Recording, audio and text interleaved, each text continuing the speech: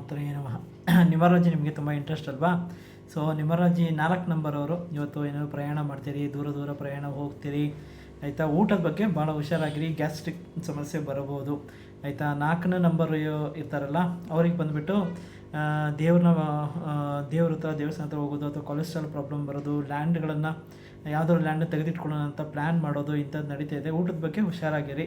Sweet ಖಾರ ಎರಡೂ mix-up ಆಗಿ ತೊಂದರೆ ಆಗ್ಬೋದು, ಹುಷಾರಾಗಿರಿ.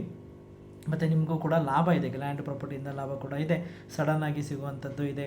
ಇನ್ನು 1 ನಂಬರ್ ಅವರು, ನೀವು ದೇವಸ್ಥಾನಕ್ಕೆ ಗುರುಗಳನ್ನು ನೋಡೋಕ್ಕೆ, ನಿಮ್ಮ ಗುರು ಕರೆಕ್ಟಾಗಿ ನಿಮ್ಮ ದೇವರಿಗೆ ಹೋಗ್ತೀರಿ ಆಯಿತಾ.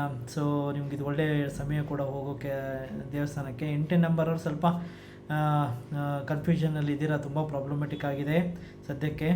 ಅದು ಏನು ತಗೋಬೇಕು ಏನು ಕೊಡಬಾರ್ದು ಅನ್ನೋದೇ ನಿಮಗೆ ಬರ್ತಾ ಇಲ್ಲ ಆಯಿತಾ. ಸೊ 6 ನಂಬರ್ ಅವರು ನಿಮಗೆ ಇವಾಗ ಟ್ರ್ಯಾಪಲ್ಲಿ ಇರ್ತೀರ, ಸ್ವಲ್ಪ ಹುಷಾರಾಗಿ ನಡ್ಕೊಂಡು